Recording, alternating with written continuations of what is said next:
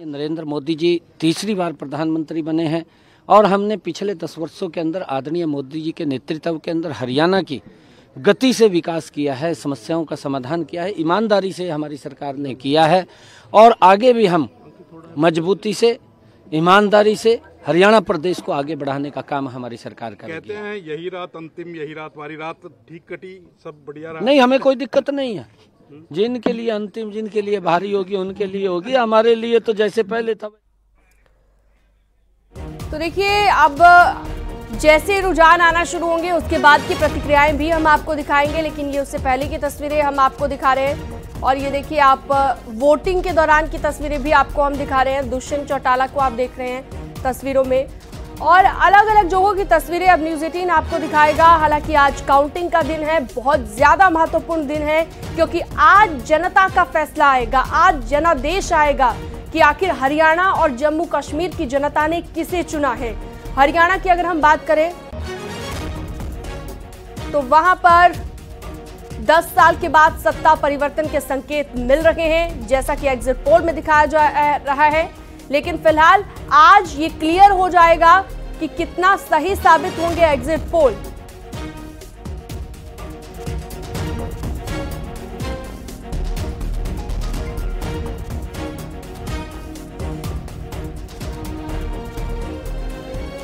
और चलिए, हमारे साथ खास मेहमान भी जुड़ना शुरू हो गए हैं, इसके बाद भी हम आपको दिखाएंगे। फिलहाल डॉक्टर ऋचा जी हमारे साथ जुड़ गई हैं, प्रवक्ता भारतीय जनता पार्टी की, और इसके साथ ही हमारे साथ डॉक्टर दिनेश शंकर श्रीवास्तव भी जुड़ेंगे, वरिष्ठ पत्रकार हैं। साथ ही हमारे साथ समाजवादी पार्टी से अशोक यादव जुड़ गए हैं। सबसे पहले मेरा सवाल आपसे रहेगा ऋचा जी, क्या चल रहा है मन में इस वक्त? क्योंकि हरियाणा में हमने देखा जिस तरह की चीजें नजर आई हैं एग्जिट पोल में कि एक बार सत्ता परिवर्तन हो सकता है, एंटी इनकम्बेंसी लोगों में थी। क्या चल रहा है मन में, क्या हलचल है इस वक्त? जरा मनोस्थिति बताइएगा ऋचा जी। देखिए, हमारी मनोस्थिति एकदम मजबूत है। भारतीय जनता पार्टी ने आदरणीय प्रधानमंत्री मोदी जी के नेतृत्व में जिस तरीके से तीसरी बार केंद्र में सरकार बनाई है, उसी तरीके से बहुत बेहतर परिणाम हम हरियाणा में भी देने जा रहे हैं और जम्मू कश्मीर में भी देने जा रहे हैं। और जम्मू कश्मीर में तो इतिहास का निर्माण हो चुका है। जिस तरीके से धारा 370 जो वहां पर एक कलंक की तरीके से सदियों से थोपी गई थी कांग्रेस के द्वारा, उसको दृढ़ इच्छा शक्ति से हटाने का कार्य भारतीय जनता पार्टी ने किया है। और जम्मू कश्मीर की जनता आज देख रही है कि किस तरीके से शांतिपूर्ण तरीके से 10 साल बाद चुनाव हुए हैं। अगर आप 10 साल पहले के चुनावों को भी देख लें तो भारतीय जनता पार्टी का वोट शेयर सबसे अधिक था। और इस बार हम इतिहास का निर्माण करेंगे जम्मू कश्मीर में, और हरियाणा में भी लगातार तीसरी बार भारतीय जनता पार्टी की सरकार बनेगी, क्योंकि भारतीय जनता पार्टी सबका साथ सबके विकास की राजनीति करती है। वो कांग्रेस का जो इंडी गठबंधन है, जो केवल ध्रुवीकरण के आधार पर टिका हुआ है, जो लोगों को आपस में सामाजिक सौहार्द बिगाड़कर, जाति और धर्म के नाम पर लड़ाकर तुष्टीकरण की राजनीति में लगा हुआ है, जनता उसको नकार चुकी है और बार बार नकार चुकी है। तो आज एक बेहतर परिणाम आने जा रहा है और इतिहास का निर्माण होगा। ठीक है, चलिए कांग्रेस की मनोस्थिति भी जान लेते हैं। कुंवर सिंह निषाद जी हमारे साथ जुड़ गए हैं, प्रवक्ता कांग्रेस से।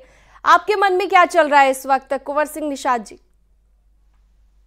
जी नमस्कार। सबसे पहले तो मैं शुभकामनाएं देना चाहूंगा आपके सभी दर्शकों को। आज नवरात्रि का पावन दिन है और मां शक्ति कांग्रेस पार्टी को शक्ति देने जा रही हैं, इतना स्पष्ट है। जिस प्रकार से पिछले लंबे समय से 9 साल 118 दिन खट्टर साहब का शासन रहा, और 9 साल 118 दिन में खट्टर साहब ने हरियाणा को जिस तरीके से खट्टर किया वो सबने देखा।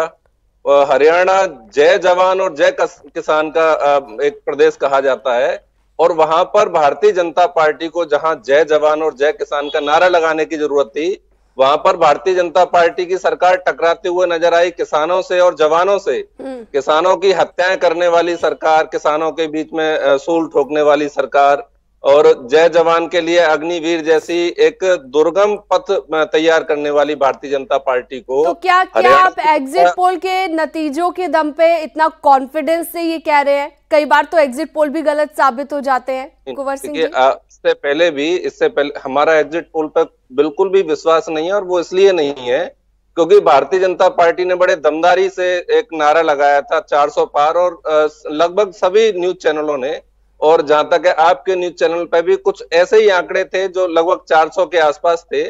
तो लेकिन वो चीजें जनता ने देख चुकी है, तो भारतीय जनता पार्टी उससे पहले डाउन हुई।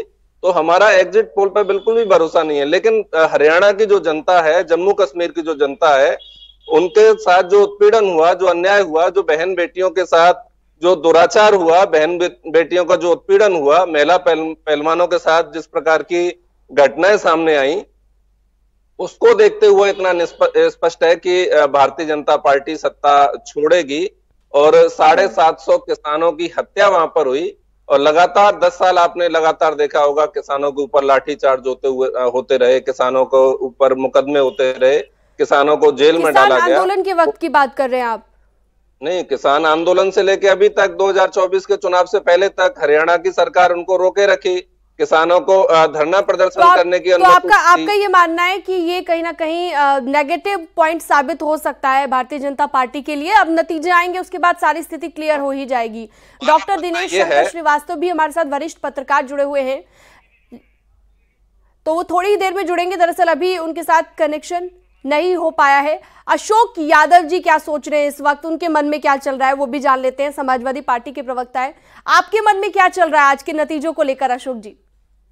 देखिए, नतीजे तो जनता ने 4 जून को ही दिखा दिए थे। संकेत उसका दे दिया था कि अब उसको नॉन बायोलॉजिकल लोगों की जरूरत नहीं है, उसको बायोलॉजिकल लोगों की जरूरत है जो जनता के बीच में रह के काम करे, झूठे वादे न करे। और उसका समय समय पे आपको देखते रहिए कि टाइम पे आपको उसका एग्जाम्पल देखने को मिलेगा। अभी आज भी उसका एग्जाम्पल जब हरियाणा जम्मू कश्मीर में देखने को मिल जाएगा। ये ठीक है, आपने कहा कि जो इसका जो सर्वे है उसको हो सकता है गलत भी साबित हो सकता है, इसमें कोई दो राय नहीं। सर्वे कभी सही कभी गलत साबित होते हैं, लेकिन जो जनता के बीच का सर्वे है वो सर्वे बिल्कुल सटीक है। और सर्वे यह है कि जिस तरह से मोदी और योगी की सरकारें जो अपने मोदी जी की सरकार या वहां पे जो हरियाणा में खट्टर की सरकार थी, वो सरकारें लगातार जो इस देश की रीढ़ की हड्डी जिसको कहा जाता है, नौजवान हो, छात्र हो, किसान हो, इन सबकी रीढ़ की हड्डी उन्होंने तोड़ने का काम किया है। तो इसलिए इस देश की जनता जान रही है कि हमें किसके साथ देना है, किसका साथ नहीं देना है। अब देखिए, हरियाणा जैसे राज्य जिसमें 90 विधानसभा है, लेकिन फिर भी वो चर्चा में इसलिए है क्योंकि वहां पे कुछ ऐसे कारनामे भाजपा ने किए जिसको जनता ने बिल्कुल नकारने का काम किया। अब देखिए, बाबा राम रहीम का एग्जाम्पल छोटा सा देख लीजिए आप। 1700 लगभग 50 दिन की उसकी जेल में, उसको 75 दिन की 175 दिन की पेरोल। आप देखिए, अगर देखेंगे तो 10% उसको पेरोल पे ये सरकार रखी, और उससे हर चुनाव के पहले, हर छोटा हो बड़ा हो, हर चुनाव के पहले उसको पेरोल मिल जाती है। उस बलात्कारी और हत्यारे बाबा को भारतीय जनता पार्टी स्टार प्रचारक के रूप में हरियाणा में इस्तेमाल की, लेकिन हमेशा मुंह की खाई। इस बार भी उसने इस तरह का अनैतिक काम करने का प्रयास किया, लेकिन हरियाणा की जनता ने उसको नकार दिया। देखिए, दिवाली आने वाली है, किसे नकारा गया है जनता की ओर से और किसे स्वीकार किया गया है, ये तो कुछ ही देर में क्लियर होना शुरू हो जाएगा। और डॉक्टर ऋचा सिंह जी भी हमारे साथ लगातार जुड़ी हुई हैं। ऋचा जी, आप बात कर रही थी धारा 370 की, उसके बाद ये पहले चुनाव हो रहे हैं जम्मू कश्मीर में, और आप इसे प्लस पॉइंट की तौर पर देख रहे थे भारतीय जनता पार्टी के लिए, लेकिन कांग्रेस का ये कहना है, लेकिन बाकी भी कई विपक्षी दल ये कह चुके हैं कि इसी की वजह से नेगेटिविटी झेलनी पड़ेगी जम्मू कश्मीर में भारतीय जनता पार्टी को। देखिए सीरम जी, भारतीय जनता पार्टी राष्ट्रीयता को और वहां की देशकाल परिस्थितियों के अनुसार जनता के हित में निर्णय लेती है। धारा 370 हटने के बाद जम्मू कश्मीर की जनता ने राहत की सांस ली है, क्योंकि आज उसको खुली हवा में सांस लेने की आजादी मिल चुकी है। आज उसको अपनी स्वतंत्रता को जीने की आजादी मिल चुकी है। जिस तरीके से कांग्रेस पार्टी ने और अन्य पार्टियों ने वहां पर एक भय और आतंक का माहौल बनाया हुआ था, उससे निकालने का काम भारतीय जनता पार्टी ने दृढ़ इच्छा शक्ति से किया है। और मैं ये भी आपको कह दूं कि हमारे निर्णय राष्ट्र के पक्ष में होते हैं, जनता के पक्ष में होते हैं। उसके परिणाम क्या आएंगे ये तो आज आपको पता चल जाएगा, लेकिन हमारे निर्णय सिर्फ परिणामों के लिए नहीं होते हैं। वो जनता के दीर्घकालिक किस तरीके से उनका विकास होगा, कैसे जम्मू कश्मीर के लोग मुख्य धारा में शामिल होंगे। अभी कुछ दिन पहले कांग्रेस पार्टी के नेताओं ने यहाँ तक ये कहा कि जम्मू कश्मीर में लाल चौक पर जाने से जहां उनको डर लगता था, आज प्रधानमंत्री मोदी जी के नेतृत्व में वो लाल चौक पर जाकर न सिर्फ झंडा फहरा सकते हैं बल्कि अपने तमाम सेलिब्रेशंस को कर सकते हैं। तो ये वहां की जनता को भी मिला है और कांग्रेस के नेता बिल्कुल सिक्योरिटी के लिहाज से तो काफी बेहतर हुई हैं चीजें, ऐसा माना भी गया है। जैसा आपने अभी जिक्र किया कि डर लगता था पहले लोगों को, भी बेहतर हुई है। युवाओं को वहां पर रोजगार मिल रहा है, युवा मुख्य धारा में शामिल हो रहे हैं। वरना कांग्रेस पार्टी ने तो युवाओं को पत्थर हाथ में देने का काम किया था। चलिए मैं लौटूंगी आपके पास। एक सवाल मेरा कुंवर सिंह निषाद जी से है। अगर हम उत्तर प्रदेश की बात करें, मैं आपके पास लौटूंगी, पहले हरियाणा के मुख्यमंत्री नायब सिंह सैनी क्या कुछ कह रहे हैं अपने दर्शकों को एक बार सुनवा देते हैं। आज काउंटिंग है और हमें पूर्ण विश्वास है हरियाणा प्रदेश की जो हमने सेवा ईमानदारी से पिछले 10 वर्षों के अंदर की है, मैं उस आधार के ऊपर कह सकता हूं कि हम तीसरी बार हरियाणा के अंदर एक तरफा सरकार बना रहे हैं। भारतीय जनता पार्टी तीसरी बार सेवा के लिए तैयार है, क्योंकि केंद्र में आदरणीय नरेंद्र मोदी जी तीसरी बार प्रधानमंत्री बने हैं और हमने पिछले 10 वर्षों के अंदर आदरणीय मोदी जी के नेतृत्व के अंदर हरियाणा की गति से विकास किया है, समस्याओं का समाधान किया है, ईमानदारी से हमारी सरकार ने किया है और आगे भी हम मजबूती से, ईमानदारी से हरियाणा प्रदेश को आगे बढ़ाने का काम हमारी सरकार करेगी। तो देखिए बॉडी लैंग्वेज पे में पूरी कॉन्फिडेंस में यहाँ पर नजर आ रहे हैं नायब सिंह सैनी, लेकिन जनता क्या जनादेश सुनाती है ये आने वाला वक्त बताएगा। कुंवर सिंह निषाद जी से मेरा सवाल ये था कि अगर बात हम उत्तर प्रदेश की करें, उत्तर प्रदेश में कानून व्यवस्था के लिहाज से चीजें पहले के मुकाबले बहुत बेहतर हुई हैं, देश भर में यूपी की मिसाल दी जा रही है। ऐसे में हरियाणा में भी इस तरह के मॉडल को लागू किया जाएगा, ये मुख्यमंत्री योगी आदित्यनाथ ने भी कहा जब वो हरियाणा में चुनाव प्रचार के लिए गए। ऐसे में ये भी तो एक पॉजिटिव पॉइंट, यहाँ पर प्लस पॉइंट कह सकते हैं हम भारतीय जनता पार्टी के लिए हो सकता है। आप जिस तरह की बातें कर रहे थे अभी थोड़ी देर पहले,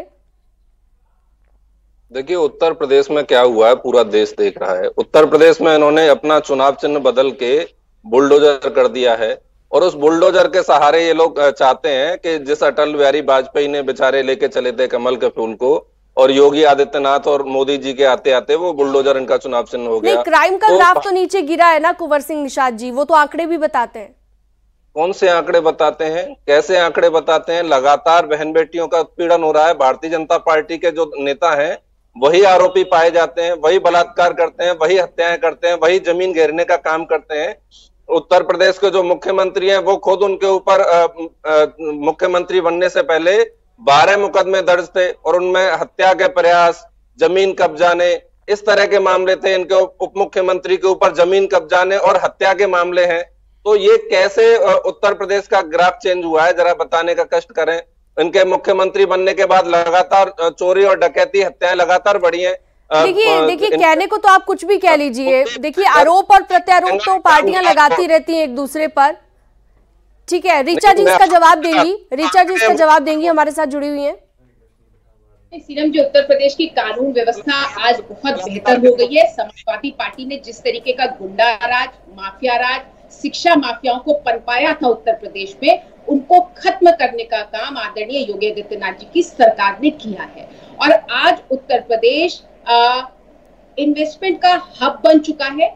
हम विकास और विरासत के समन्वय की राजनीति को लेकर आगे बढ़ रहे हैं। जनता हम पर भरोसा कर रही है।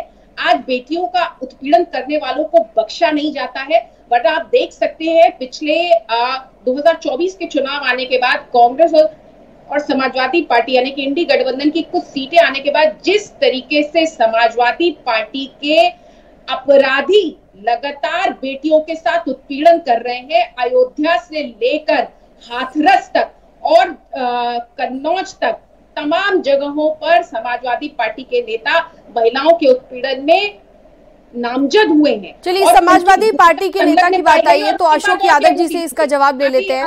अशोक जी, कहा जा रहा है कि जब से सपा की अच्छी सीटें आई है उत्तर प्रदेश में तब से अपराध और ज्यादा बढ़ गया है।